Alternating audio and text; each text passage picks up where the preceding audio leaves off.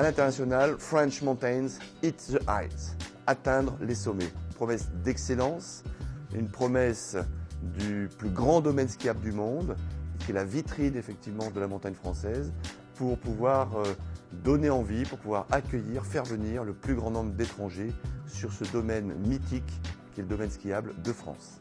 On sait que 90% des skieurs qui arrivent à Genève fréquentent les stations françaises, donc tout à fait 25% de nos passagers proviennent des régions françaises, mais 30% des passagers qui arrivent à Genève se rendent en France. Il y a quand même une expérience dans les vols skieurs qui est là depuis plus de 20 à 30 ans. Je crois qu'on a une capacité de traiter ce genre de trafic de manière importante. Un des avantages de l'aéroport de Genève, c'est qu'on peut desservir les Alpes suisses, les Alpes françaises, la Haute-Savoie et la Savoie. On travaille avec France Montagne main dans la main pour nos plans d'action et ils nous donnent des chiffres concernant les différents massifs, concernant aussi l'offre disponible dans les massifs pour qu'on puisse l'adapter à nos marchés internationaux dans la communication. Il s'agit d'adapter l'offre en France aux besoins des touristes internationaux.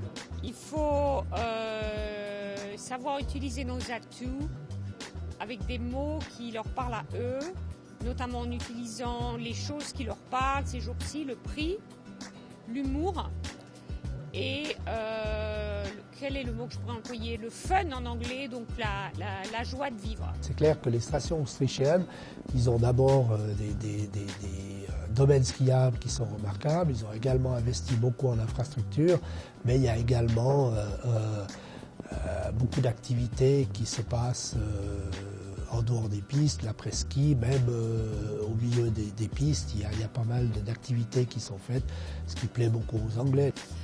La Grande-Bretagne est un petit peu, j'ose pas dire déprimée, mais un peu a besoin de se changer les idées en ce moment et c'est important qu'on retrouve ça dans la communication et qu'on puisse projeter une image de la France et des destinations de ski françaises qui sont un endroit où on peut s'amuser.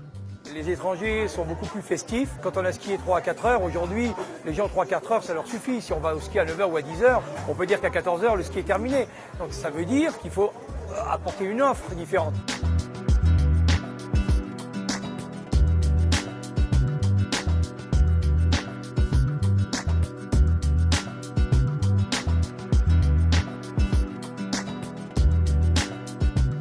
La part de la France a légèrement chuté ces dernières années au profit de l'Autriche. Il y a de nouveaux marchés qui s'ouvrent, on a énormément de Russes qui arrivent, on a également pas mal de charters d'Israël, on a probablement d'autres pays, on a ouvert également pas mal de destinations en direct sur l'Amérique du Nord, donc on a des Canadiens qui viennent skier en Suisse, on a des Américains qui viennent skier en Suisse.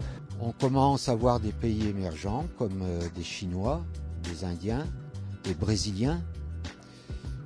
Et je crois que, compte tenu de la baisse de fréquentation du marché britannique, on se doit d'aller trouver d'autres marchés hors de notre périmètre. Et c'est pour ça qu'on se rapproche de France Montagne pour qu'ils nous aident à démarcher et à trouver une nouvelle clientèle. Ma démarche va plutôt vers les étrangers, plutôt que la clientèle locale, puisque elle s'amenuise d'année en année.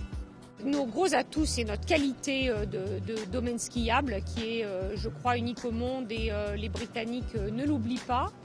Donc ça, c'est très important de le mettre en avant.